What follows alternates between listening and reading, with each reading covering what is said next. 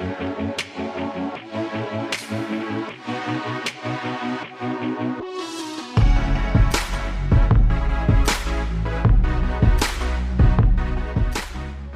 everyone, and welcome to the Gillcast. You're either listening to this on the Sports Grid Fantasy Football Podcast or the RotoGrinders Daily Fantasy Podcast. This is the Week 17 show.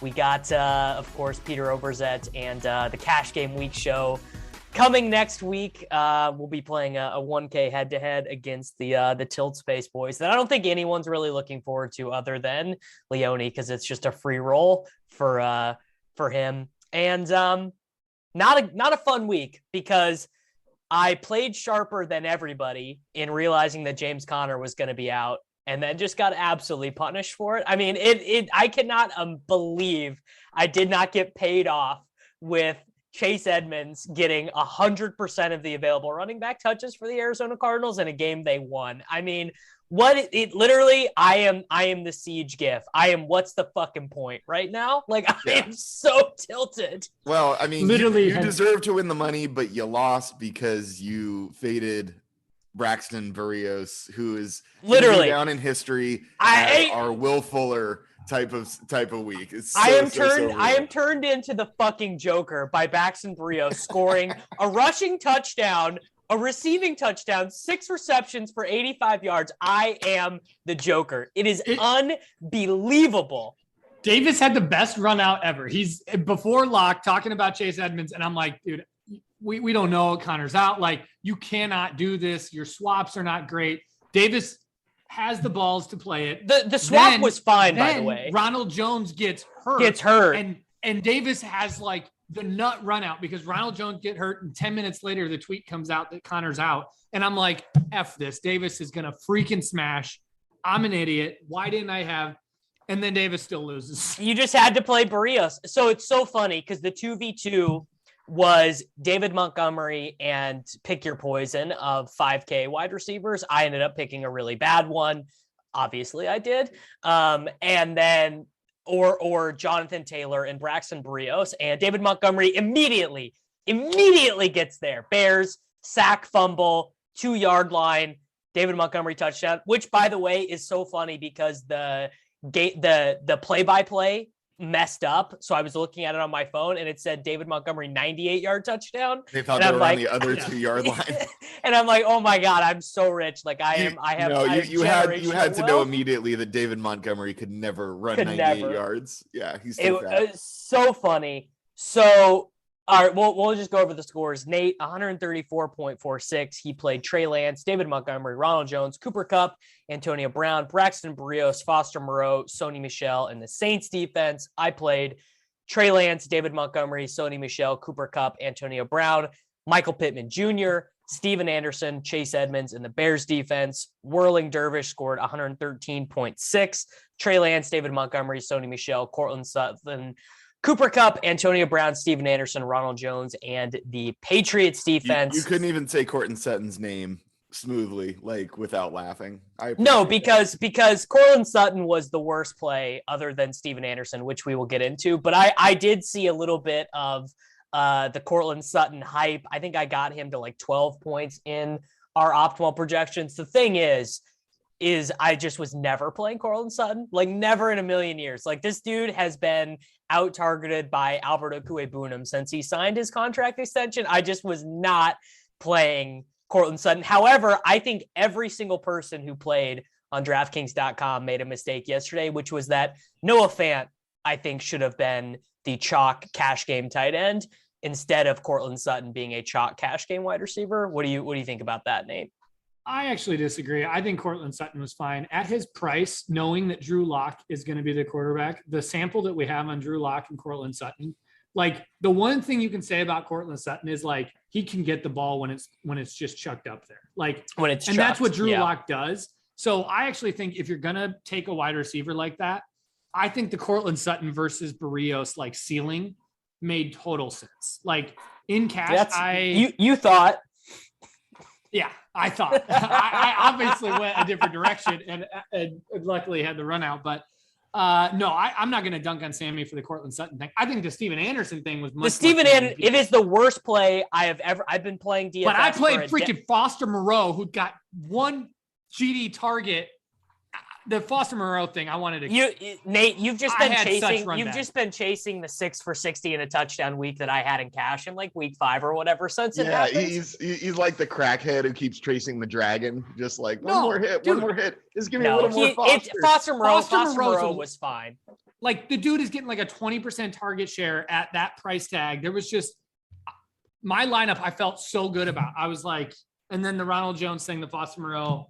Well, I basically had your lineup before the Edwarder tweet. I had your lineup, but I had Cole Kmet and a different D. A different D. Yeah. Yeah. I went Saints D. A lot of people went Chicago D. I thought there was a couple different defenses that were in play, but I thought the Steven Anderson thing was thin. No, not only was the Steven Anderson thing thin, it was the stupidest play I have ever made in the history of DFS. And I even did the research on why it was so stupid before I did it. I went back and looked at his career game logs. He has been in the NFL for 6 seasons. He's been in the NFL since 2016, including, I believe, for 1 year. He wasn't even in the NFL. His career high in targets, he did randomly in 2017 get 12 targets for Houston. But other than that, his career high in targets is 6. He has only 4 career games with 4 receptions or more, and he has 3 touchdowns in 6 years in the NFL. I mean, we played a right tackle. We literally just played a right tackle. No, we didn't actually play a right tackle. What we did is we played, do you know his metrics? 6'3", 230. This is a wide receiver. This is not a blocking tight end. And I honestly, I would have got that wrong. I would have guessed he was 6'6", 290. Honestly, yeah. I would have. But here's the thing, and it's something that I like harp on all the time, and yet I fished it this week, is that when you start getting down to the third string tight ends, you can't really be sure like who's the blocker, who they prefer in like certain packages, this and that. Guys just like don't often step in one for one. And that's what happened with Steven Anderson. Steven Anderson kept his same role as like, and you know who came in? Trey McKitty was the guy who ran Trey the routes. McKitty, meow meow meow, bitch, cucking all our catches. We absolutely deserve it. Steven Anderson being 20% owned in cash games is collective psychosis. I mean, it's the worst. This is why DFS still you can win, because people played against me and I flipped my lineup over and Steven Anderson was in it. Yeah. Yep. Very profitable scene for everybody playing cash games against. I can't believe it. And it's one of those things where I knew other people were doing it, so it wouldn't be like I showed up with like the worst possible play, but I did show up with the worst possible play because I don't know if this has ever happened, or at least it's been a long time since I played a wide receiver who was under 5% owned in cash. So what I ended up doing was I did Lance Montgomery, Michelle, Cooper Kupp, Antonio Brown. But what I did different than everyone was that I played Chase Edmonds and I played the Bears defense instead of going Edmonds Patriots defense and playing Sutton. Is I played Michael Pittman Jr., who scored 10 points, I guess was fine or whatever, but just was like was not a particularly great play. I mean, he does have an insane target share. Davis, I'm going to stop you here. You were mentally strong. This was playing Edmonds was a very good idea because the swaps were not that bad because you could just straight swap him to Christian Kirk if you really were feeling sketchy about it. Right. I mean, I thought Pittman was a good play. Like, it's in the dome, obviously, and he's the number 1 receiver. He's the alpha receiver on that team. I thought it was a game where Oakland could push them and they couldn't just, they weren't just going to be able to run the ball a million times. I thought it was a good play. I was very anti Braxton Berrios. I was like, and maybe that was mentally weak because it's like I just being anti Berrios was mentally weak of us for sure. Yeah, I guess so. I never thought I'd be in this situation where I lost money because I didn't play a Jet. I mean, not playing Braxton Berrios was the reason we got the blade. Like, at the end of the day, we made some sketchy decisions, but that was the one thing. the Ronald Jones injury too, I think, Sammy, for you. If Ronald Jones wouldn't have gotten hurt, you would have made it. That was, I mean, but he had a bad game script going anyway. Like, it was certainly possible. But he got 4 targets on only first and second downs last week. He absolutely would have been fine. I know he would have been fine, but like the reason why I didn't swap to Edmonds is because I was like, dude, Ronald Jones is gonna smash. Everybody smashes against the Jets. Like, and what happened was one game flipped everything. The Jets played really well, and that flipped it. Like because having our Tampa Bay Bucks all of a sudden sucked, and obviously the Antonio Brown stuff, him leaving mid game and just being Antonio Clown. I mean, Antonio Brown. That hurt. Ronald Jones getting hurt, that hurt. Braxton Berrios and the Jets actually scoring points, that hurt. But put myself in a situation where one game things went unexpected, my entire lineup fell apart, and that was mentally weak. Braxton Berrios, Nate. Yeah, and you only scored. You only scored one more point than me, so you couldn't have swept. I didn't get there dude. I was 0.3 points from the freaking double up. I mean, I won like 70% I won head-to-heads, but so that's so funny because I was looking at my stuff and it was the same thing as I won more than 55% of my head-to-heads, but I didn't get there in the massive $25 and $50 double ups. I mean, I was literally like half a point from the cash line. So with this Ronald Jones snowflake and this Antonio Brown snowflake and then the Foster Moreau thing, I wanted to. Yeah, I was tilting hard. I mean, because I don't know. I look at this lineup and I don't really regret any of the decisions because I did like Chase Edmonds, but with like the Kirk swap to me was not optimal considering how good Montgomery. Yeah, Jones, but Chase Edmonds with no James Conner would have been the best play of the slate. I know, but I also think that Michelle, Jones, and Montgomery were smash plays. Like, yeah, it was. No, I'm with you on that. It was good, Davis. I thought it was good. The reason I didn't do it is because I thought Ronald Jones was in such a good spot and was such a good play that you weren't gaining a ton by playing Edmonds. You know what I mean? I thought Edmonds was probably slightly better, but like not so much better. My projections had Edmonds as 4 points better than Ronald Jones. That's significant. That's quite a bit. Yeah, we had him for the third highest scoring running back of the slate, 19.5 with no Connor. I mean, obviously I think Michelle and Montgomery were 1A, 1B for me. Like those two, there was no way I wasn't playing those guys.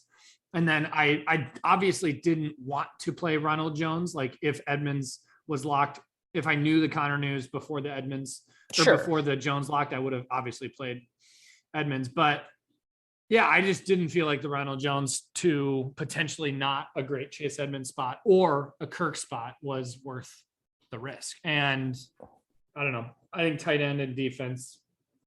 Nate also had Braxton Berrios, so Nate also had Berrios, so he was just like, well, I know I'm gonna get 25 from Braxton Berrios, obviously. My God, I mean, you guys have lost so much money this year just jamming in like Jameson Crowder, this shit, and I was just like, dude, they're gonna do it again, and I'm gonna go on the Gillcast, I'm gonna call these guys fish, and I'm gonna laugh because I have all the money, and it said Braxton Berrios was like the play. Like if you didn't play him, you lost. You lost.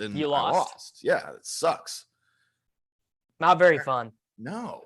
I mean, did you guys consider JT at all? I think he was the other running back that a lot of people played. I posted the Jonathan Taylor team and it had Braxton Berrios, a punt defense, and Steven Anderson in it, and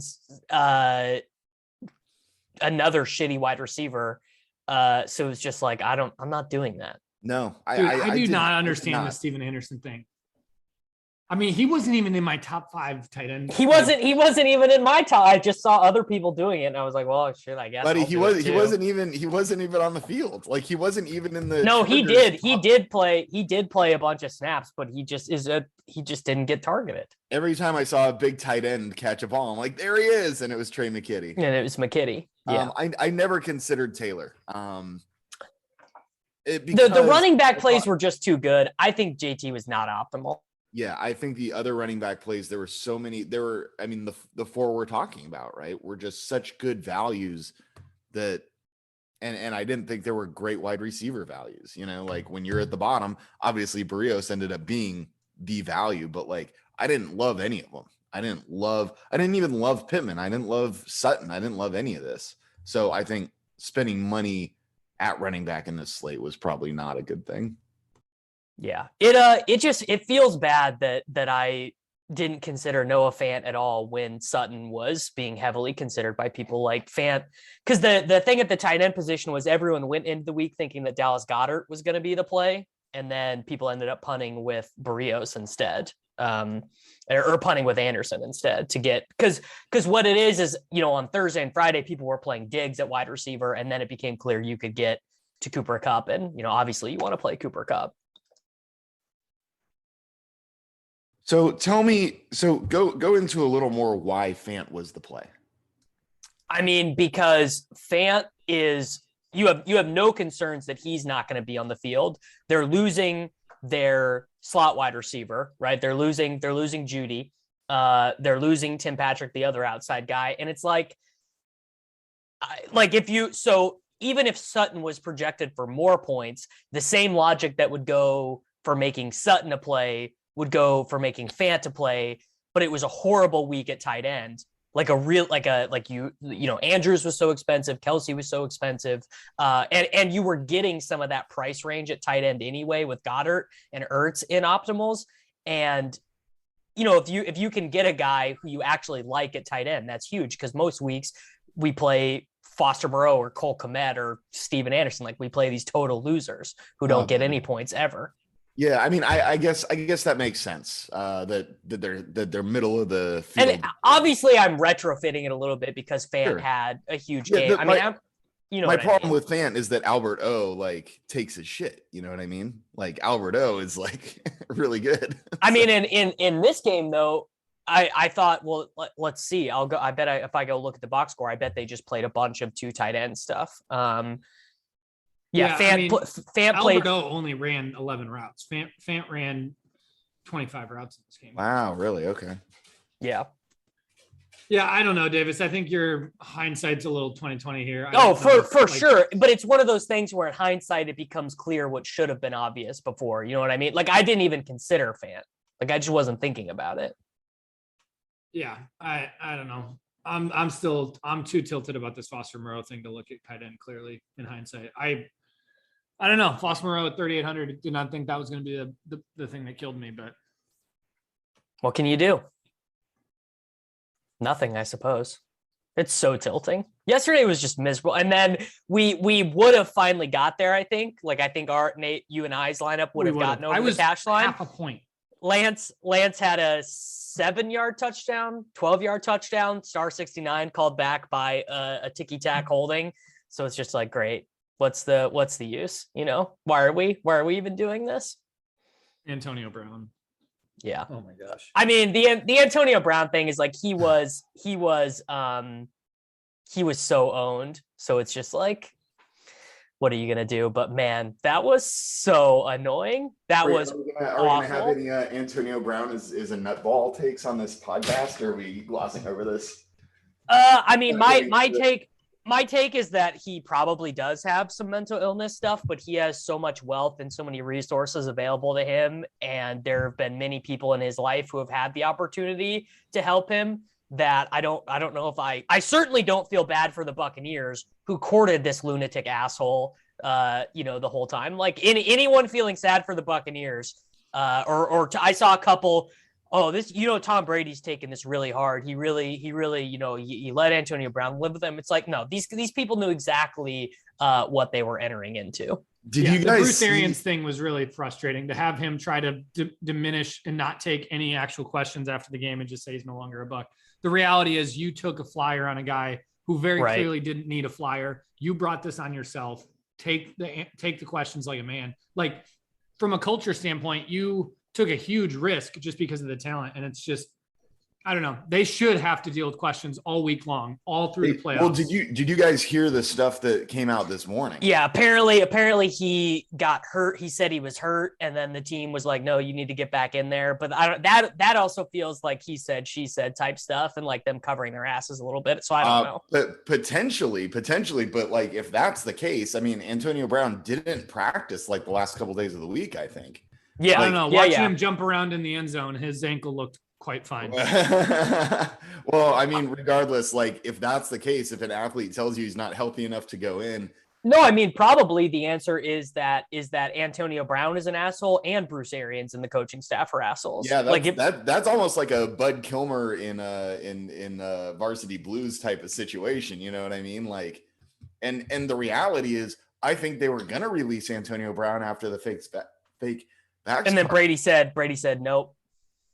Or they just didn't have anyone healthy, and they cared more about winning a game than they did about like getting rid of Antonio Brown. They put the wins. Oh, I mean, that's obviously true, right? Everyone knows. Like, I saw Trill Withers, very, very funny account. He was like retweeting people. He's like, you guys think Antonio Brown will sign with another team? And so a bunch of people were like saying funny stuff, and he was retweeting the funny ones. And they were like, dude, if Lizzie Borden could bench press 225, right? Or like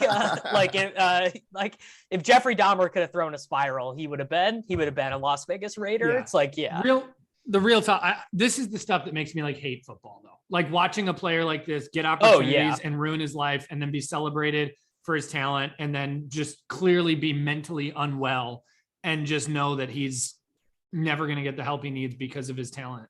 And just, it is horribly annoying. And you're right. It is the shit that sucks the worst about football is it's so and then loads of good guys out there. Like there are loads of like actually like good, like Duvernay Tardif, the Chiefs offensive lineman who opted out last season because he's a doctor and he tried to go save people's lives. The Chiefs cut him. He got cut. Oh my God, that's so brutal. And now he signed with another team. He's on maybe he's on the Ravens. Duvernay Tardif. Yeah, I'm pretty sure Steven Anderson's probably a really good guy. No, dude, they cut him and now he's on the Jets. He's on the Jets. Imagine that as a punishment. Opt out for a year, go try to save a bunch of people's lives, and now you have to go play for the Jets. Blocking for Zach freaking Wilson. What do you mean? You get to play with the GOAT, Braxton Berrios. Good for you. Yeah. I don't know. I think I played about as well as I could have with considering that. Like I don't like sometimes I'm tilted and I'm like, dude, playing Steven Anderson was egregious. Cole Kmet and like a cheaper defense would have. I know Cole Kmet didn't do anything for sure, but here's the other thing: is on a bad tight end slate, playing a $2,500 tight end who doesn't do much doesn't hurt you that much. Like it's not. And by the way, the Jonathan Taylor team that was a train only beat us by 1 point. The Lance, Taylor, Michelle, Cup, Brown, Berrios, Anderson, Edmonds, Colts team. That's fish, bro. That's fish. I think playing Jonathan Taylor on this. Well, that was the team that a lot of the high stakes dudes like Levitan and Wiggins played that team. Well, screw those guys. They took all my money. Levitan's so rich now he doesn't care. Levitan's like he's bankrolled in cash for the next 2 years. So he's like, these poor cash game bros sweating their 2v2s. I'm just trying to get rich. Imagine Levitan's writing his cash game write up at the end of the day every week now, and he's just like, I just don't give a shit. He's probably he's like, who cares? He's outsourcing it. Yeah, it's so funny. Yeah. All right. Well, we can do tournament teams, I guess. I'll do mine that hurt the most. I played this in a bunch of contests. Like I just put this in a bunch of the single entry ones, and my thought was I'm going to do a Chiefs Bengals game stack, but I'm going to use Trey Lance at quarterback instead of Mahomes or Burrow and just hope that he gets like 25 or whatever. And so I can spend up on all the other dudes. So it was Trey Lance, Ronald Jones, Sony Michel, Tyreek, Jamar Chase, Byron Pringle, CJ Uzuma, Chase Edmonds, and the Patriots defense. And let's see, how many points was that? That was 150.3 points, but obviously the only way the Bengals game stack worked was if you did single stack Burrow, because none of the Chiefs guys, I guess Darrell Williams was the only Chiefs guy that got there. Darrell got 2. So I don't even know what won the Millie Maker yesterday, but I'm going to guess it was Burrow Chase with a Darrell Williams bring back. That would be my assumption. So yeah, that's where we're at. It was like no Burrow or Chase, no money. So I mean, dude, how good is Chase? Dude, Chase is a stud. He is unbelievable. He's like a shorter Randy Moss almost. Like he can go up and elevate, but he's also just mega faster, like a full step faster. I mean, his first touchdown is one of the most amazing touchdowns I've ever seen. Yeah. I mean, his body control, I mean, it is just, dude, he's going to be like the wide receiver 2 or 3 next year. Yeah. The thing about Chase that is great is at first it looked like he was just a deep threat. Like all he could do is just catch those deep balls. Now we're seeing like in short route, he's just got such great body control, even off screen. Like, I mean, it's nuts. He's going to be real good. Yeah. I love these football takes from Nate. This is my favorite part of the show. If the NFL teams got to redraft right now, if all the players from this year got thrown back into the pool and the teams drafted again, would Chase go ahead of all the quarterbacks? Easily. What are you going to do? Take Trevor Lawrence ahead of him? No. Mac Jones, Trey Lance, Mac Jones, the game manager. No, dude, people were just dunking on Trey Lance yesterday because he sucked in the first half. But I don't know.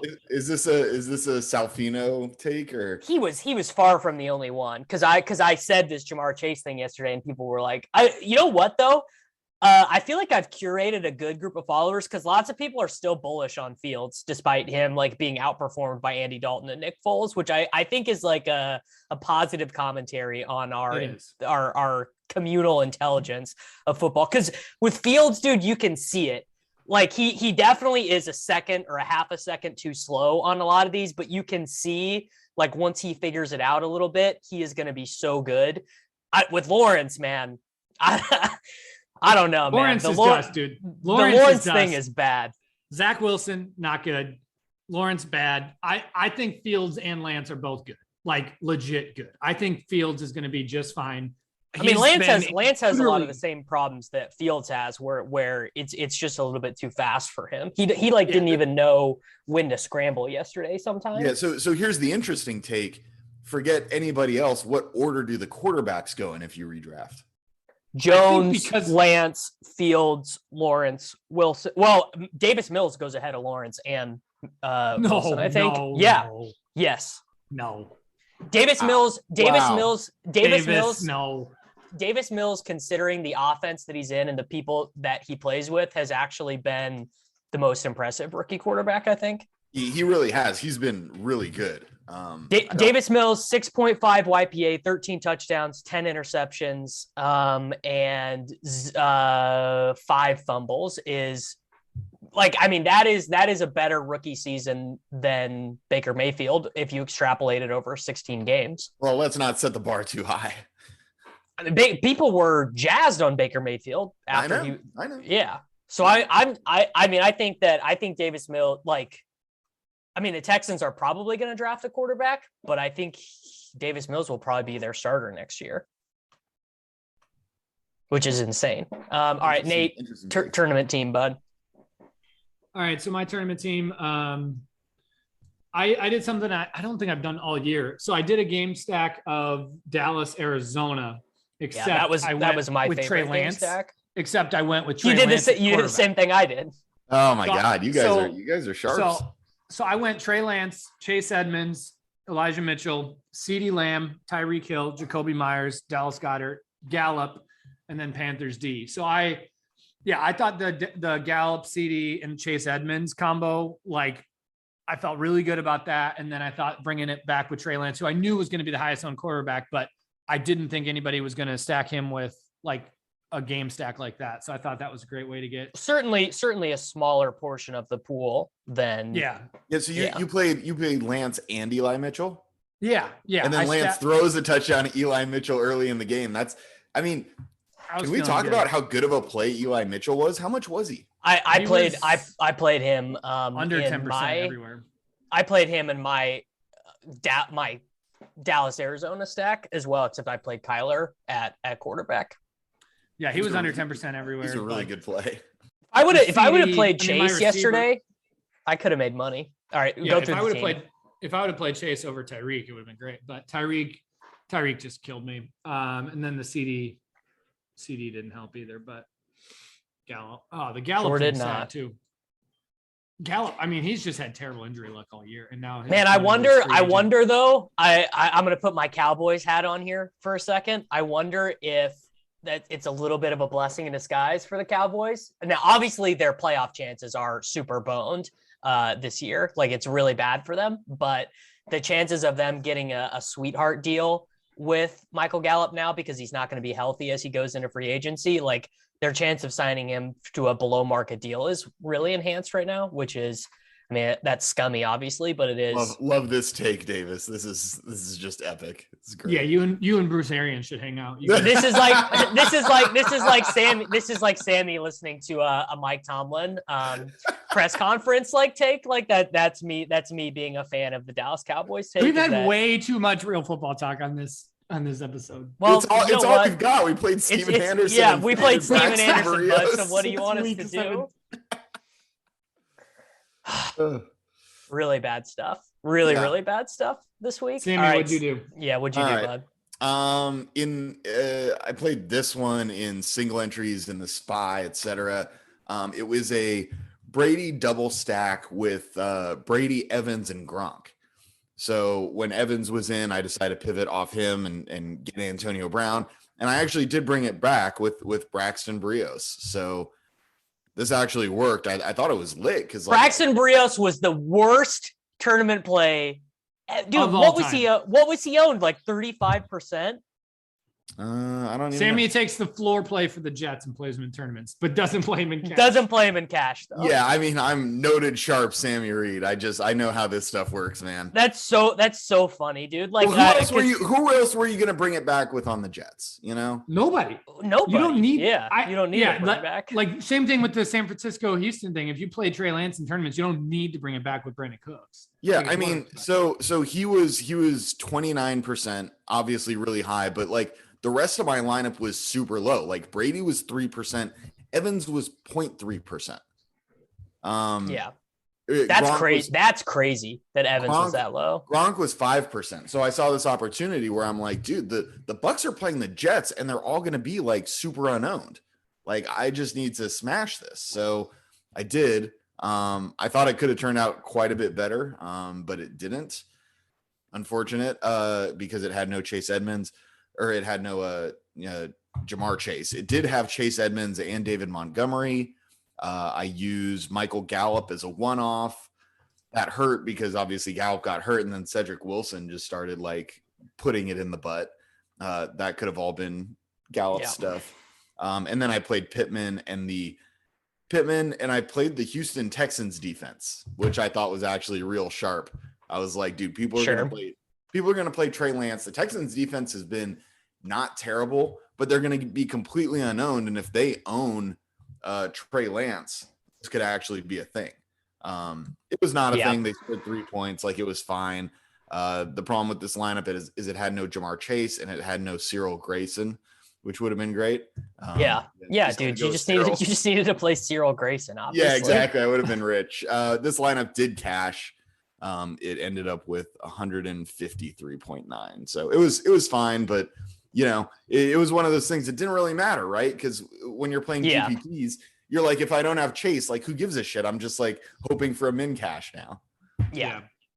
That's really all that it comes down to. These are hard, man. They're hard. Tough week. I did not expect, I mean, like the Burrow Chase stuff this week, I was like, man, last week, it's going to be overowned. After last week, it was the Ravens like backups, and then Burrow does it again versus a much tougher. I just didn't expect it.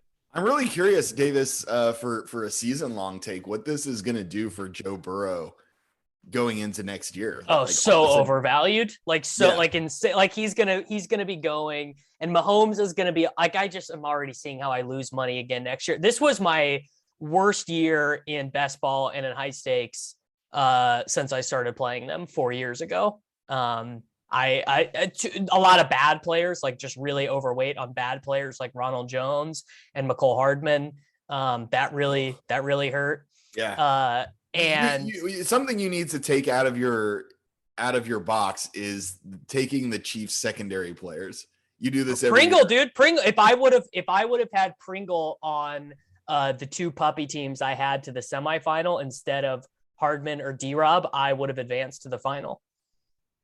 It wouldn't have mattered because the Chiefs offense did poorly, and Zach Ertz, who was my most drafted player, did nothing this week. But yeah, for the Chiefs second, the problem is just that Hardman is useless. He just is a useless player. He's bad. Like, he will probably be cut.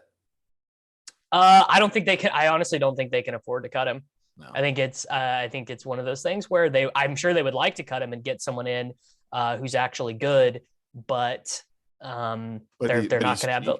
Well, maybe they can sign Michael Gallup to a below market deal, and yeah. Dude, I'm sad about the Gallup thing. I really like Michael Gallup as a player, and watching these injuries this year, I'm hoping it's not ACL or MCL and he's out for like even beginning of next year. It is, buddy. It is. All right. Yeah. Let's look at the salaries. Let's look at the salaries for next week. We what are we gonna do in this? What are we gonna do in this 1K, bro? Like, I'm already tilting. I think we probably just play the blended optimal, right? I think that's probably what we do, and then we just play whatever we want in our actual. No, it's a little games. more of a field game, guys. Yeah, I think it's a little more of an art. I think, yeah. Well, what they're gonna do, Leone will just play his optimal. They won't. There will be no artistry in there, so I think we'll have a pretty good chance of knowing what they're playing. Yeah, and we should pick one spot where we know better. And well, we should just have like a different tight end and a different defense. Probably is probably what. Which I guess we'll have to look at it. Who knows? A week from now, there might be so much value next week that it's like so. It's interesting. So Green Bay has the 1 seed locked up. They play Detroit. It's gonna be Jordan Love and AJ Dillon. AJ Dillon is 6,200. They're going like, to be AJ Dillon. They like AJ. They might. Yeah, dude. I'm not sure about that, Chief. I don't know. They might. I mean, it could be Patrick. It could be Patrick Taylor then, because Kylan Hill is on the IR, and their only other running back is special team guy Kareth White. So the way they've used AJ Dillon the last couple of weeks, if I'm the Packers, I'm not risking AJ Dillon. Now Tennessee has to win. And Donta Foreman got 26 carries and 132 yards yesterday against the Miami Dolphins. Yes. Does Tennessee have to win? Yes. They locked up. No, if they lose, need to win, I think, to get the bye. If they lose to Houston, I think the Chiefs can still get it. I believe. No, I can tell you right now. So no. Yeah, if the Titans lose and the Chiefs win, the Chiefs will have more wins. It'll be 11 wins to 12 wins. So they have to beat the Texans. I mean, the Cardinals are going to be really popular because they're at home against the Seahawks. The Seahawks just gave up 29 points to. And it's that is also because if the Cardinals, well, it kind of depends on how much these teams care about seeding. And that's going to be the most difficult thing to figure out, because as it stands in the NFC right now, the Eagles are locked into the 7 seed. And then the Cardinals, Buccaneers, Cowboys, and Rams are all going to be somewhere between 2 and 6. But it's like, how much does that really matter? Because you can't get the bye. The Packers have the bye. You know who's going to be a lit GPP play? DeAndre Swift. No. Yeah. No, absolutely not. DeAndre Swift. He barely even played in this last game when he came back. And people are going to be why do you want to do this to yourself? They're going to be like, no, we can't play him. But maybe next week they play him a bunch at home against the Packers, who don't care about the game. It could be on. I'm with Sammy. Dan Campbell wants to get those wins. Like Dan Campbell, the people will play for him. No, I mean, I get that, but he barely played yesterday. Exactly. That's what the normies are going to think. They're going to be like, no, dude. Yep. The thing is that there are so many available plays in this week that you don't want to do that. Like you don't need to be making thin plays in week 18 because there are going to be 900 slam dunks. I mean, this is GPP, bro. Devin Singletary got 23 carries, 110 yards, and 2 touchdowns yesterday. They're playing the New York Jets at home, and they have to win the division. It's a must-win game for the Buffalo Bills. I'd rather play Singletary than DeAndre Swift. Well, obviously, what's Braxton Berrios' price? Oh my God, what is Braxton Berrios' price? Let's find out. He's going to be 44 to 45. He's 4,900 this week. Oh my God, I'm gonna have to jam him in. I can't go without him now. You know what? And I think technically, Eli Moore is available to play if they want to bring him back because he was on the designated for return IR, so that would be pretty funny. How much is Cyril Grayson? Cyril Grayson.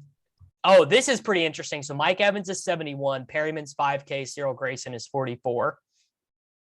I mean, I don't think did you guys see this? I don't know that Mike Evans made it through the game. Like, he only had 4 catches, so I don't know.